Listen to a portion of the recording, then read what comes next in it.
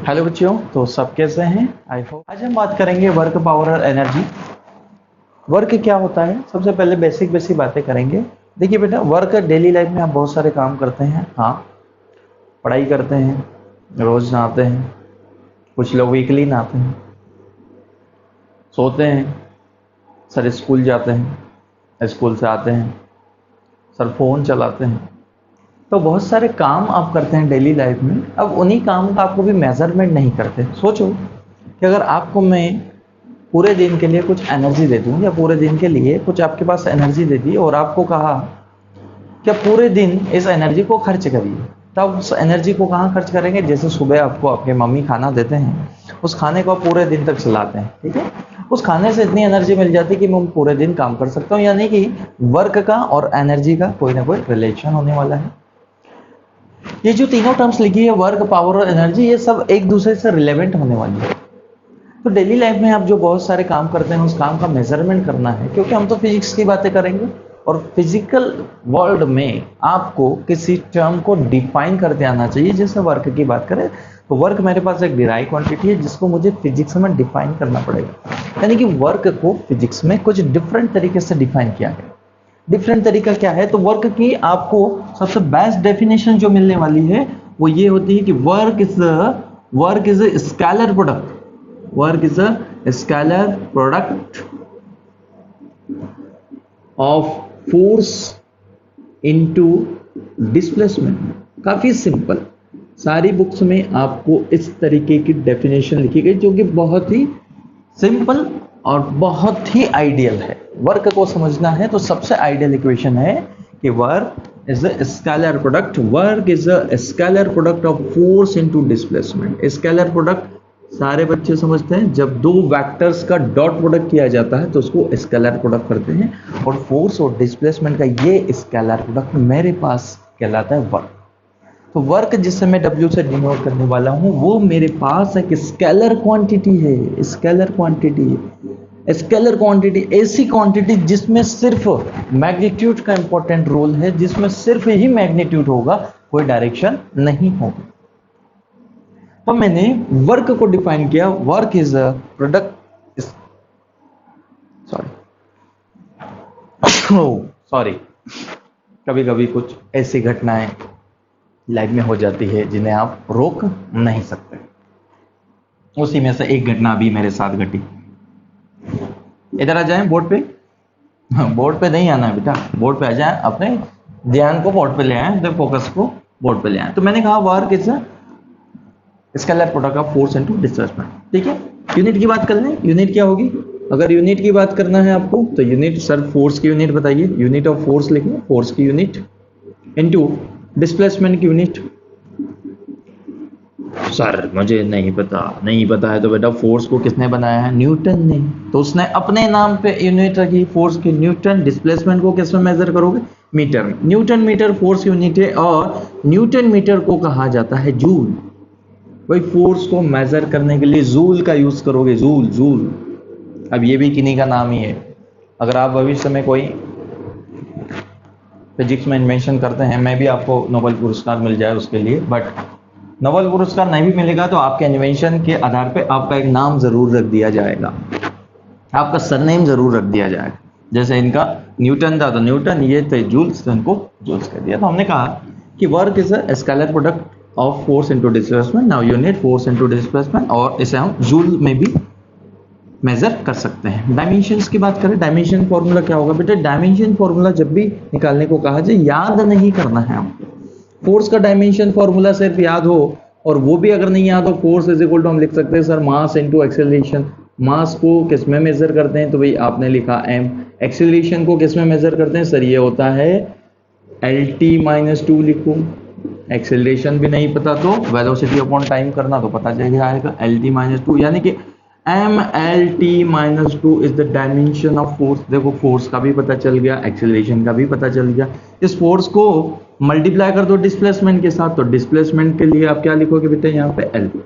Displacement को major किस में किया जाएगा? L। तो डायमेंशन ऑफ फोर्स जो आप लिखने वाले हैं दैट इज ML2T-2। mL2T-2। इस तरीके से मैं डायमेंशंस पता कर सकता हूँ फोर्स का। ओके, अरे ठीक है, यस सर, ठीक है। अगर किसी ने स्केलर प्रोडक्ट को थोड़ा आगे देखा हो तो क्या scalar product F dot S cos of theta होता है? बोलो हाँ या ना। F dot S cos of theta, भाई डॉट प्रोडक्ट, अगर आपको मैं दो वेक्टर्स दे दूं, उनका डॉट प्रोडक्ट निकालने को कहूं तो उनका डॉट प्रोडक्ट क्या होगा? लेट सपोज आप वर्क डन कैलकुलेट करने गए, आपने एक ब्लॉक लिया, इस ब्लॉक को आपने इस डायरेक्शन में एफ फोर्स लगाया, तो ये इस डायरेक्शन में इसका कुछ ना कुछ डिस्प्लेसमेंट प्रोड्यूस हुआ, और डिस्प्लेसमेंट जो हुआ वो एस हुआ। जो डिस्प्लेसमेंट और फोर्स के बीच का जो एंगल है वो है मेरे पास थीटा। तो इस एम मास के ऊपर जो वर्क डन किया गया होगा वो होगा F dot S cos of theta. यानी कि जो वर्क डन है वो कहीं ना कहीं डिपेंड करता है फोर्स पर, कहीं ना कहीं डिपेंड करता है डिस्प्लेसमेंट, उसके साथ साथ इन दोनों के बीच के एंगल के ऊपर भी डिपेंड करता है, इन दोनों के बीच के एंगल के ऊपर भी डिपेंड करता है। इट मींस ये थीटा डिसाइड करेगा कि वर्क डन पॉजिटिव है, नेगेटिव है या जीरो है। ये थीटा डिसाइड करेगा वर्क डन पॉजिटिव है, नेगेटिव है, जीरो। तो कॉस थीटा जब जब positive work done positive, cos theta जब जब नेगेटिव वर्क डन नेगेटिव, और कॉस थीटा जब जीरो तो वर्क डन भी जीरो। तो देखिए इस थीटा की मैं क्या क्या वैल्यू रख सकता हूं। When theta is equal to zero, 0 degree का मतलब हुआ कि अगर आप फोर्स लगा रहे हैं इस डायरेक्शन में एफ न्यूटन का, और ये ब्लॉक जो है ये शिफ्ट भी इसी डायरेक्शन में हो रहा है बेटा, अगर इसका डिस्प्लेसमेंट भी इसी डायरेक्शन में हो रहा है तो we can calculate F is W of zero, and cos 0 is how much? Cos 0 is what? So cos 0 is 1, there is fs. Now work done is positive when displacement and force in same direction, then work done will be positive. जब force और displacement दोनों एक ही दिशा में हो, मैं किसी को धक्का दे रहा हूं तो मैं फोर्स लगा रहा हूं इस डायरेक्शन में, वो ब्लॉक भी उसी के डायरेक्शन में मूव करेगा, तो उसको पॉजिटिव वर्क डन कहेंगे, या ये कहेंगे W is equal to positive. देखिए पॉजिटिव वर्क डन। दूसरा, इफ सोचो अगर ये थीटा 180 हो जाए, भाई हम इस तरीके से काम कर रहे हैं जैसे यही ब्लॉक था और मैंने उसको फोर्स इधर ही लगाया, एफ मैंने उसके ऊपर फोर्स इधर ही लगाया, तो ये जिस सरफेस पे रखा होगा इस सरफेस के ऊपर कोई ना कोई फ्रिक्शन फोर्स है एफ, फ्रिक्शन फोर्स है एफ। ध्यान से देखना बेटा, फ्रिक्शन फोर्स है F. Work done due to this force is positive. Now displacement की डायरेक्शन इधर और फ्रिक्शन फोर्स की डायरेक्शन इधर, यानी कि फ्रिक्शन फोर्स द्वारा जो वर्क डन किया गया होगा, work done is what? It's friction force into displacement. Cos of friction force देखो बेटा इधर लग रहा है, डिस्प्लेसमेंट देखो किधर हो रहा है, दोनों के बीच का एंगल देखो कितना है सर, 180। तो यहां पे लिखेंगे cos ऑफ 180। cos 180 की वैल्यू सेकंड क्वाड्रेंट में चले जाओ, सेकंड क्वाड्रेंट में cos कैसा? नेगेटिव, तो f is equal to minus F S, it means negative value. वही एक चीज और मुझे पता चल गई कि फ्रिक्शन जो वर्क डन करता है वो वर्क डन हमेशा नेगेटिव वर्क डन आता है। नेगेटिव वर्क डन क्या कहलाता है? जब आप फोर्स लगाएं जिस डायरेक्शन में, जस्ट उसका डिस्प्लेसमेंट हो अपोजिट डायरेक्शन। किसी को इधर आपने धक्का मारा लेकिन वो उधर नहीं गया, वो इधर की तरफ आया, ऐसा पॉसिबल है क्या? है। फिजिक्स में ऐसा पॉसिबल है, फ्रिक्शन वही तो काम कर रहा। फ्रिक्शन लग किधर रहा है? इधर। इस ब्लॉक को किधर ले जाना था? इधर, लेकिन फ्रिक्शन कह रहा है कि मैं तो इधर लग रहा हूं, ये ब्लॉक इधर जा रहा है, तो फ्रिक्शन ने जो वर्क डन किया होगा वो क्या है यहां पर? नेगेटिव। एक बात और समझ में आई क्या? एक बात मुझे और ये समझ में आई कि जब डिस्प्लेसमेंट और फोर्स एक दूसरे के अपोजिट डायरेक्शन में है तो work done will be negative. वहां पे वर्क डन कैसा होगा? नेगेटिव। जब डिस्प्लेसमेंट और फोर्स सेम डायरेक्शन में, work done will be positive. क्या हो अगर डिस्प्लेसमेंट और फोर्स एक दूसरे के परपेंडिकुलर हो जाए, 90 डिग्री पे हो जाए? इट मींस 90 डिग्री पर हो गए तो देखो वही, देखो इसी क्वेश्चन को थोड़ा सा मॉडिफाई कर देते हैं। मैं इसी के ऊपर एक फोर्स बना देता हूं, that force is normal force. Normal reaction लगेगी, सर थोड़ा हटा ही दो, नया बना दो, ठीक है। ये मेरे पास कोई बॉडी, इस बॉडी को, इसका वेट है m, तो इसका नीचे, इसका मास है m, तो इसका वेट mg नीचे, नॉर्मल रिएक्शन n कहाँ, ऊपर। ओके, ये ब्लॉक इधर की तरफ जा रहा है, क्यों जा रहा है, क्योंकि इसके ऊपर कोई ना कोई फोर्स लग रहा है, F फोर्स। मैंने ये कहा कि यहां पे वर्क डन कैलकुलेट करना है, बट वो वर्क डन किया हुआ होना चाहिए नॉर्मल रिएक्शन फोर्स के द्वारा। नॉर्मल रिएक्शन फोर्स ने कितना वर्क डन किया, तो मैं कैलकुलेट करने गया कि नॉर्मल रिएक्शन कितने बेटा, mg के बराबर। मैं कैलकुलेट करने गया कि यहाँ पे कितना होगा, तो थोड़ा इसको इधर जूम करके देख लेते हैं। ये मेरे पास मास, ये इसका वेट mg नीचे, normal reaction n is equal to mg ऊपर, डिस्प्लेसमेंट इधर। यहां पे देखो बेटा, डिस्प्लेसमेंट और नॉर्मल रिएक्शन के फोर्स के बीच का एंगल 90 डिग्री है, यानी कि नॉर्मल रिएक्शन फोर्स उसे कह रहा है कि ऊपर चल, लेकिन वो ऊपर नहीं जा रहा, वो इधर की तरफ जा रहा है, सुन नहीं रहा है उसकी सुन नहीं रहा है। जैसे कोई भी बेटा अपने पिताजी की बात कभी सुनता नहीं। नॉर्मल रिएक्शन ऊपर, तो कहा चलो वर्क डन निकालो, तो फिर वो जो भी काम करता है, वो जो भी काम करेगा, नॉर्मल रिएक्शन कितना n इंटू डिस्प्लेसमेंट कितना s, cos of 90 degree. Cos 90 की वैल्यू कितनी, 0। ओहो, वर्क डन 0। तो जो बेटा अपनी पिताजी की बातें नहीं सुनता, जो अपने पिताजी से परपेंडिकुलर चलता है, अपोजिट में तो नेगेटिव में जाएगा, लेकिन जब उसके परपेंडिकुलर भी चल गया, तब भी उसके द्वारा किया गया वर्क डन कैसा हो जाएगा, 0। इसलिए अपने पिताजी की बातें हमेशा सुना करो, तभी कायदे में रहोगे। यानी कि जब वर्क डन पॉजिटिव चाहिए, तो आपको उसी डायरेक्शन, देखो यहाँ पे F for father, S for son, oh coincidence. अगर फादर और सन दोनों एक ही डायरेक्शन में जा रहे हैं, तो रिजल्ट पॉजिटिव होगा। अगर फादर और सन अपोजिट डायरेक्शन में जा रहे हैं, रिजल्ट नेगेटिव होगा। और अगर सन जो है फादर से परपेंडिकुलर डायरेक्शन में जा रहा है, तो रिजल्ट कैसा होगा, 0 होगा। हमें कैसा रिजल्ट चाहिए, पॉजिटिव। कैसा चलना चाहिए, in the direction where the force. आइए मेरी बात समझ में। क्या मैं एक और तरीके से वर्क को डिफाइन करूं, इट मीन अगर मैं लिखता हूं F S cos of theta, क्या इसको ऐसे भी लिखा जा सकता है कि F cos theta into S. सोचो, क्या इसको ऐसा भी लिखा जा सकता है कि S cos theta into F. सोचो सोचो सोचो। जब तक इसको हटा देते हैं, तो हमने कहा वर्क का स्केलर क्वांटिटी है, यूनिट उसके जूल है, न्यूटन पर सेकेंड, या तो उसको आप न्यूटन इंटू सेकेंड का है, जूल का है, और डायमेंशन फॉर्मूला भी हमने देखा mL2T-2। सोचेंगे,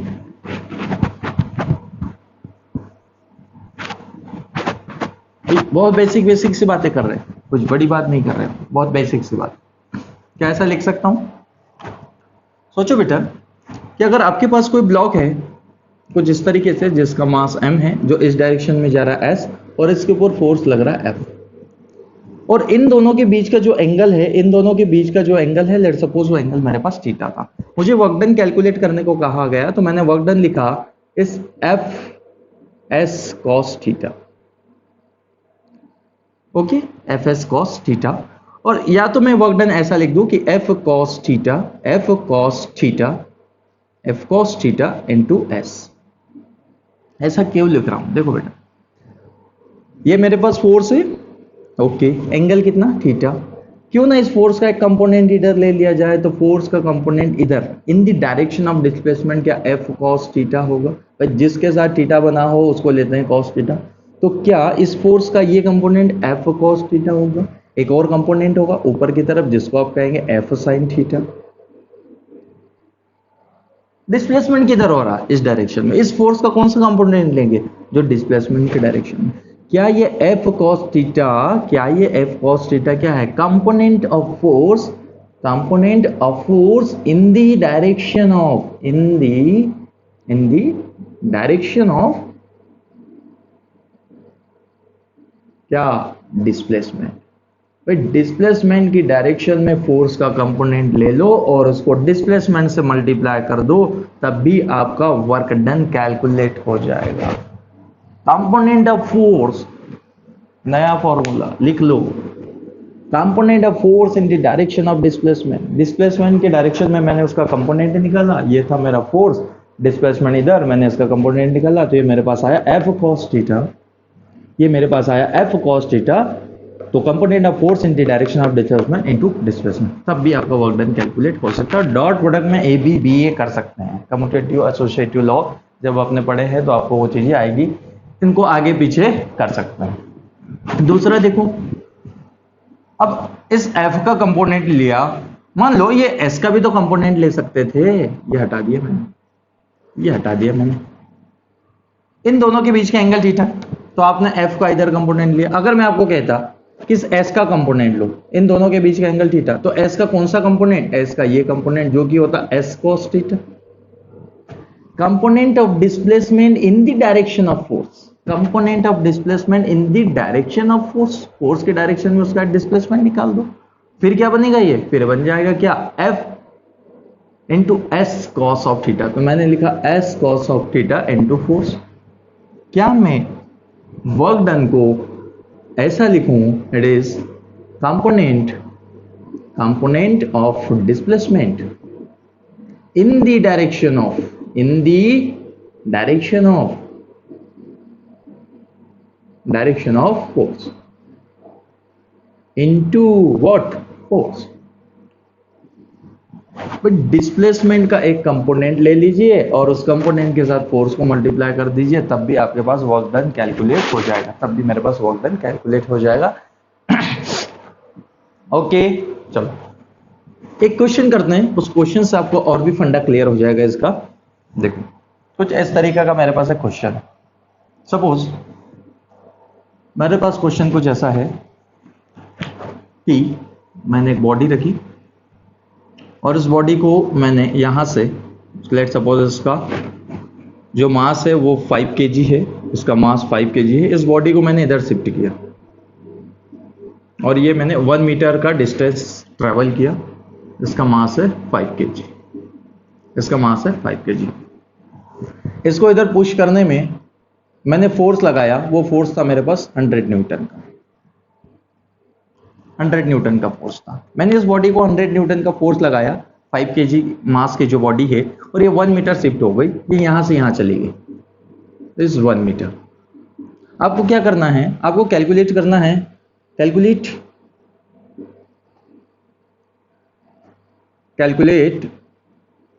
work done due to F external force, due to external force and due to frictional force, friction force and due to, sir due to क्या कर रहा है, ड्यू टू नॉर्मल रिएक्शन। चलो video pause करो, शुरू हो जाओ। आपको वर्क डन कैलकुलेट करना है, सिंपल एक ही फॉर्मूला है वर्क डन का, एफ एस कॉस थीटा। कौन सा फॉर्मूला इनमें से आप यूज करेंगे अगर आपको जरूरत पड़ती है, तो ये या ये। मैंने एक बॉडी है उसको शिफ्ट किया है 1 मीटर और 100 न्यूटन का फोर्स मुझे लगाना पड़ा, तो कितना मैंने वर्क डन किया। तो वर्क डन का मेजरमेंट इसलिए किया जाता है कि आगे चल के हम बात करेंगे एनर्जी, आगे चल के हम बात करने वाले हैं एनर्जी की। और जब वर्क डन ठीक से नहीं आएगा तो एनर्जी कैसे आएगी, और बिना एनर्जी तो दुनिया में कोई चीज काम करती नहीं है।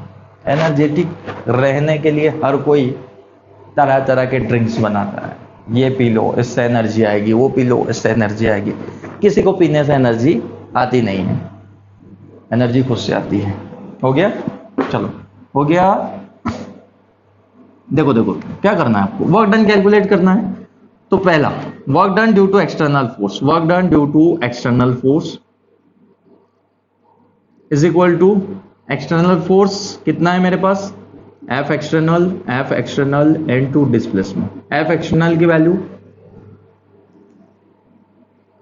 क्यों ना हम इसके साथ कॉस को भी लिख दें। कॉस कितना बेटा, डिस्प्लेसमेंट किधर, इधर, एक्सटर्नल फोर्स की डायरेक्शन किधर, इधर, दोनों के बीच का एंगल कितना, 0, तो कॉस 0, पॉजिटिव वर्क डन होगा। तो एफ एक्सटर्नल कितना दिया है, 100 न्यूटन, बड़ा सिंपल था, 100 न्यूटन इनटू डिस्प्लेसमेंट कितना, 1 मीटर, वैल्यू कितनी आई sir, 100 of joule, 100 joule. Simple था, यस, सिंपल था, यस। ये work done due to external force था। फिर मैंने पूछा work done due to friction force, work done due to friction force, तो हम वर्क डन निकालने गए, एफ फ्रिक्शन, डब्ल्यू फ्रिक्शन। तो यहां पे एफ कौन सा, friction force, F friction force into displacement, और सॉरी इनटू डिस्प्लेसमेंट और कॉस ऑफ कितना। बट अगर इसको आप इधर मूव कराओगे तो फ्रिक्शन फोर्स कहां लगेगा, पीछे की तरफ लगेगा ना, अरे बॉडी आगे, फ्रिक्शन आता क्यों है, रिलेटिव मोशन का अपोज करने। ये बॉडी उधर जाएगी, फ्रिक्शन इसको इधर लाने की कोशिश करेगा, यानी कि यहाँ पे सर 180 वाला फंडा यूज कर, नेगेटिव वर्क डन करेगा। नहीं भी किसी को पता है 180 वगैरह, तो याद रखना फ्रिक्शन फोर्स हमेशा मोशन के अपोज में लगता है और नेगेटिव वर्क डन करता है, that is minus of F friction force, याद है, mu R, F is equal to mu M G, friction force, mass कितना 5, तो नीचे वेट कितना 5g, नीचे 5g वेट, तो नॉर्मल रिएक्शन ऊपर कितनी, वो भी sir 5g। Friction force mu R, इसको आर लिखें, म्यू आर की वैल्यू कितनी है, mg, आर किसके बराबर है सर, 5g के। करत करत सब चीजें आने लगेगी। फ्रिक्शन फोर्स म्यू ओहो सर एक चीज मिस है क्या, म्यू तो पता नहीं है, अरे नहीं पता है तो उसकी जगह आप म्यू रख सकते हैं, म्यू mg, म्यू की वैल्यू नहीं पता है, अरे चलो मान ही लो 0.1, friction coefficient between the surface and block 0.1 है, रखो इसकी जगह, दैट इज 0.1। m की वैल्यू रखो, m क्या है, कितना है 5, g की वैल्यू 10 ले लो, कितना आ गया 50 और कितना हो गया 5 न्यूटन, 5 जूल, 50 हुआ, 50 को 10.1 से करो कितना आ जाएगा, अरे कितना, सॉरी फोर्स निकाला है, दैट इज न्यूटन ना, वर्क डन थोड़ी निकाला है, फोर्स निकाला है 5 न्यूटन। तो फ्रिक्शन फोर्स कितना लगा उसके ऊपर, 5 न्यूटन का फ्रिक्शन फोर्स लगा है, तो that is 5 Newton in the place of friction. S की वैल्यू कितना शिफ्ट किया, 1 मीटर, -5 जूल, फ्रिक्शन ने काम किया -5 जूल, -5 जूल। एक्सटर्नल फोर्स ने काम किया 100 ऑफ जूल। एक्सटर्नल फोर्स के डायरेक्शन में ही ब्लॉक आगे जाने वाला है, क्योंकि फ्रिक्शन तो उसे रोक ही नहीं पाएगा। फ्रिक्शन फोर्स कहाँ 5 न्यूटन का और एक्सटर्नल फोर्स कहाँ 100 न्यूटन का, तो ये इसकी भी चलने नहीं देगा और इसको धक्का देगा। तो ये रहा -5 जूल। एक और चीज पूछी गई है नॉर्मल रिएक्शन के द्वारा, ओहो तीसरा, work done due to normal reaction is what, normal reaction force कितना आया 5g, रखो डायरेक्ट सर 5g इनटू, इसमें f नॉर्मल लिखें पहले, f नॉर्मल दिखाई दे रहा है, चेक करते हैं, नहीं दिखाई दे रहा है, क्या दिखाई दे रहा है, ओहो ऊपर लिखना चाहिए, चलो ऊपर आ जाओ, थोड़ा सा शाइनिंग हो रहा है, सर के पास इतनी अच्छी क्वालिटी नहीं है, तो आ जाए, कोई बात नहीं बेटा, आ जाएगा समझ में। नॉर्मल रिएक्शन के द्वारा वर्क डन, तो work done due to normal reaction is equal to normal reaction force R, या एफ आर लिखें, आर इंटू डिस्प्लेसमेंट लिखें, आर इंटू डिस्प्लेसमेंट, या क्यों ना हम इसको सीधा करें आर एस कॉस। कॉस देखो बेटा, नॉर्मल रिएक्शन कहाँ एक्ट कर रही है? ये ऊपर। बॉडी कहाँ जा रही है? आगे। ये आगे जा रही है, ऊपर लग रही है। दोनों के बीच का एंगल कितना है मेरे पास? 90 डिग्री। ओहो, cos 90। cos 90 किसके इक्वल? सर cos 90 ये तो सर जीरो के इक्वल। हाँ बेटा, work done due to normal reaction is zero because normal reaction force act perpendicular from the direction of displacement. तो कब पॉजिटिव होगा? जब सेम डायरेक्शन में। कब नेगेटिव होगा? जब फोर्स या डिस्प्लेसमेंट अपोजिट डायरेक्शन में। और कब जीरो होगा? जब फोर्स और डिस्प्लेसमेंट के बीच का एंगल कितना हो? जीरो। एक कुली के सर पे वेट रख दिया जाता है और फिर ये एग्जांपल दिया जाता है कि उसने जो वर्क डन किया है वो जीरो है। अगर उस कुली ने इस वेट को लेके जो वर्क डन किया है जीरो है तो वो पूरे दिन थकना नहीं चाहिए था। कहाँ थक गया? उसकी एनर्जी कहाँ चली गई जब उसने कोई काम नहीं किया? तो बेटा जब वो कुली अपने सर पे बोझ लेके चलता है ना, ये रहा, ठीक है, ये कुली थोड़ा अलग टाइप का है। क्यों? जो ज्यादा वेट उठा सकता है, ऐसा चलता है ना, ये बड़े बड़े इसने वेट को लेके मूव। जब वो इधर की डायरेक्शन में मूव कर रहा है, चल रहा है, तो ग्रेविटेशनल फोर्स नीचे लगता है और डिस्प्लेसमेंट इधर होता है, यानी कि इन दोनों के बीच का एंगल 90 डिग्री होता है। तो work done due to gravitational force, work done due to gravitational force वहां पर जीरो होता है। फोर्स कौन सा है उससे भी तो थोड़ा वैल्यू दो। इसके ऊपर मैंने कितने वर्क डन निकाले? 3 वर्क डन। आप क्या करते हैं? आप क्या करते हैं? सर फोर्स कितना है? 100 न्यूटन। कितना डिस्टेंस चला? 1 मीटर। 100 इंटू 1 आप क्या देते हैं? 100 जूल। बट वो 100 जूल वर्क डन है अगर वो फोर्स आपको एक्सटर्नल का है तब। भाई एग्जाम में घुमा घुमा के चीजें आपसे पूछी जा सकती है, उसके लिए रेडी रहे, उसके लिए रेडी रहे। फोर्स कौन सा है वो देख लो। अगर आपको फोर्स ही नहीं पता है, अगर आपको फोर्स ही नहीं पता तो कैसे निकाल पाओगे? आओ दूसरे क्वेश्चन के ऊपर, दूसरे क्वेश्चन के ऊपर आओ। थोड़ा सा पॉज कर लो वीडियो को और पहले सॉल्व करने की कोशिश करो बेटा। बिल्कुल छोटे छोटे से क्वेश्चन, छोटे छोटे से, एकदम छोटे छोटे से। क्वेश्चन नंबर 2, चलो रेडी हो जाओ। एक काम करते हैं, ये काम कर देते हैं, थोड़ा टेढ़ा मेढ़ा चल देते हैं, इंक्लाइन चल देते हैं। आपके पास कोई ब्लॉक है और ब्लॉक आपके पास सर फिर से 5 kg का है क्या? यस, 5 kg का आपके पास ब्लॉक है और ये जो है भाई साहब ये पूरी डिस्टेंस L ट्रेवल करने वाले हैं, नीचे की तरफ जाने वाले हैं। डिस्टेंस मेरे पास L है, नीचे की तरफ जाने वाले हैं, डिस्टेंस मेरे पास L है और ये 5 kg का एक मेरे पास ब्लॉक है। आपको क्या करना है? आपको find work done find work done due to कौन सा फोर्स? Gravitational force. एक तो ग्रेविटेशनल फोर्स ने जो वर्क डन किया वो निकाल के बताइए, एंड नॉर्मल रिएक्शन ने जो वर्क डन किया वो भी निकाल के बताइए। Work done due to normally लिखा सर, रिएक्शन खा गए। ये लो बेटा, नॉर्मल रिएक्शन। शुरू हो जाएंगे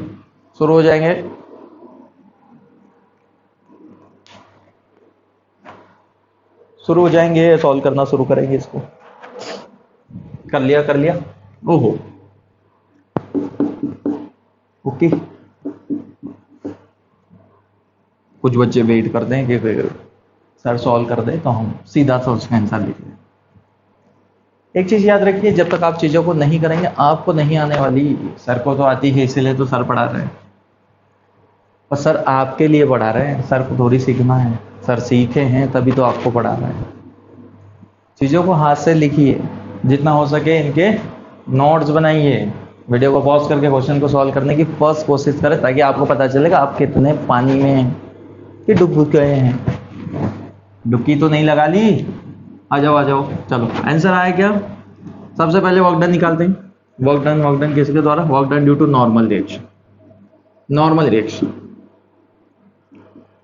नॉर्मल रिएक्शन। भाई बॉडी का मास कितना है? 5 kg। नीचे सर टेढ़ा बन रहा है, ये लो। वेट कितना होगा? 5g। नॉर्मल रिएक्शन कहाँ लगेगी? इधर। कितनी होगी? n। डिस्प्लेसमेंट किधर होगा? इधर। कितना होगा? मान लो s या l मान लो, सॉरी। या अगर इस डायरेक्शन में जा रहा है, ये डायरेक्शन है, सिर्फ हमने कहा है ये डायरेक्शन है डिस्प्लेसमेंट की, और टोटल डिस्प्लेसमेंट l है। डिस्प्लेसमेंट इधर, नॉर्मल रिएक्शन ऊपर। नॉर्मल रिएक्शन और डिस्प्लेसमेंट के बीच का एंगल जरा देखो। ये रही मेरी नॉर्मल रिएक्शन, ये रहा मेरा डिस्प्लेसमेंट, दोनों के बीच का एंगल मस्त 90 डिग्री। मजा आ गया। क्यों मजा आ गया? क्योंकि normal reaction into displacement and to आप लिखेंगे cos of 90। cos of 90 sir class 10th में हमने पढ़ा था, 0 के बराबर होता है। Work done due to external force, work done due to normal force plus 0 लिख दीजिए। ओहो, लिख दिया। कई लोगों का आ गया है। अब मजा आएगा। Work done due to gravitational force भी तो पता करने को बोला है सर ने, इतना आसान थोड़ी है। Work done due to gravitational force, work done due to gravitational force, F gravitational लिखो इनटू डिस्प्लेसमेंट लिखो। एफ ग्रेविटेशनल, जी लिख दें? अरे बहुत हो गया, पूरा लिख। ग्रेविटेशनल इनटू डिस्प्लेसमेंट, दोनों के बीच का एंगल सब पता करना पड़ेगा। ओहो, ग्रेविटेशनल फोर्स कहां लग रहा है? नीचे। ग्रेविटेशनल फोर्स कहां लग रहा है? नीचे। पता करो भाई। देखो, ये रहा ना ग्रेविटेशनल फोर्स। एक्चुअल में वेट ही तो होता है भाई। आगे जाओगे वेट, आगे जाओगे एफ ग्रेविटी। 5 न्यूटन के फोर्स से नीचे खींच रही है, लेकिन डिस्प्लेसमेंट इधर हो रहा है, तो मुझे वर्क डन निकालना है ना। तो वर्क डन का क्या लेना पड़ेगा? Work done component of force in the direction of displacement लेना पड़ेगा। Component of force in the direction of displacement. दूसरा, मुझे एंगल पता ही नहीं है, तो मुझे एंगल भी पता करना पड़ेगा। यानी कि अभी तो मैं यहाँ पे cos थीटा ही चलाते रहो, मुझे पता नहीं है। हाँ, अगर मैं इस cos थीटा को लिखता हूं तो मुझे क्या करना है? फोर्स का वो कंपोनेंट लेना है जो डिस्प्लेसमेंट की डायरेक्शन हो। डिस्प्लेसमेंट तो मेरे पास l है, फोर्स के कंपोनेंट निकाल दे। यानी कि इस g का, इस 5g का, इस वर्टिकल का, इसका कंपोनेंट चाहिए in the direction of displacement, in the direction of displacement. तो इसके दो कंपोनेंट होंगे बेटा, एक इधर और एक इधर। ये एंगल थीटा, सपोज यहां से ये मैंने एक लाइन ड्रॉ करी, ऐसी एक लाइन ड्रॉ कर दी। अगर ये एंगल मेरे पास थीटा है बेटा, तो ये एंगल कितना? सर परपेंडिकुलर डाला है ना, यस 90। अगर ये थीटा, ये 90, तो ये कितना? सर ये भी थीटा, 90 माइनस थीटा ना, थीटा 90, तो ये कितना होगा? 90 माइनस थीटा। अरे हाँ, 90 माइनस थीटा। ओके, आगे बढ़े। 90 माइनस थीटा, तो ये 90 माइनस थीटा, तो ये भी कितना? 90 माइनस थीटा। ओहो, 90 माइनस थीटा। यानी कि इसका जो इधर कंपोनेंट आने वाला है, दिस साइड, इस साइड जो कंपोनेंट आने वाला है, उस कंपोनेंट का नाम है कितना? cos 90 माइनस थीटा है पहली बात तो मेरे पास। तो cos 90 minus theta is the angle between displacement f and component of gravitational force 90 minus theta. क्यों ना लगा दिया जाए? हाँ या ना? ओके, लगा देते हैं। F due to gravity is equal to S की वैल्यू कितनी रख दो? L। cos कितना? Sir 90 minus theta. ओहो, 90 माइनस थीटा। कुछ याद आ रहा है? सर 90, 180, 270। 90 माइनस थीटा किसके बराबर? फर्स्ट क्वाड्रेंट में है, और 90 है इसलिए चेंज हो जाएगा। cos थीटा किस में चेंज हो जाएगा? sin थीटा में। तो Fg into L sin theta. Theta cos 90 minus theta. जिस किसी को टिग्नोमेट्री में दिक्कत है वो टिग्नोमेट्री सीखे, और इसको तो मैं sin थीटा लिखने वाला हूं। सिखाएंगे थोड़ी सर टिग्नोमेट्री, मैथ्स नहीं पढ़ाएंगे आपको, मैथ्स नहीं पढ़ाएंगे सर। अच्छा सर Fg की वैल्यू नहीं निकाली? अरे बेटा Fg की वैल्यू ले लो, इधर कितनी है? कोई बच्चा होता ना तो इसको यहाँ पे लिख देता 5g, काम सर को नहीं करना पड़ता। अच्छा एक इजी तरीका बताऊं कैसे निकाला है इसका, देखो इजी तरीका। सर पहले कॉम्प्लेक्स तरीका बताते हो फिर इजी तरीका बताते हो। जब तक कॉम्प्लेक्स नहीं सीखोगे इजी क्या खाक सीखोगे। ये रहा ना, ये मेरे पास था mg नीचे की तरफ, सर ने कहा ये एंगल थीटा, तो ये एंगल कितना, ये एंगल मेरे पास, सर ये तो मेरे पास 90 माइनस थीटा, डिस्प्लेसमेंट किधर था, इधर। इसका कंपोनेंट लेना है इधर, तो अगर ये एंगल 90 माइनस थीटा तो ये एंगल भी तो 90 माइनस थीटा था, यानी कि मुझे लिखना था work done is equal to mg cos 90 minus theta into s component of force in the direction of displacement। ही तो लिया है सर ने, component of the force in the direction of displacement। mg नीचे तो इधर कितना, mg 90 minus theta, mg 90 minus theta किसके बराबर, किसके बराबर, mg l, s को l लिख दूं, ठीक है, और ये होगा मेरे पास साइन ऑफ थीटा। mg में कुछ दिया है क्या, यस सर m दिया है, m दिया है, कहाँ दिया है सर, आपने तो 5gl लिख दिया, ओ हो 5gl नहीं है बेटा, mg ही है वो, mg सॉरी ये mg है ना, m की वैल्यू जो भी दी रहे that is mgl sin theta, mgl sin theta. तो जरूरी नहीं है बेटा कि हमेशा cos थीटा है, रट के नहीं जाना, sin थीटा आ गया तो फिर साइन थीटा भी आ सकता है, डिपेंड करता है कि आपके डिस्प्लेसमेंट और फोर्स के बीच में एंगल कितना है। तो भाई इस तरीके से स्टार्ट करेंगे हम चैप्टर्स का जो हमने स्टार्ट किया है, और धीरे धीरे एक एक चीज़ें समझ में आएगी। चैप्टर काफ़ी इंपॉर्टेंट है और एक बार क्लियर कर लेना, क्योंकि आगे चल के जब हम इलेक्ट्रिसिटी में जाएंगे तब कहाँ वर्क और क्या एनर्जी निकालते जाएंगे तो आपके तोते ना उड़े, इसलिए इस को थोड़ा ध्यान से समझ लेना। ओके, बाकी पढ़ाई करते रहिए, ऑल दी very best।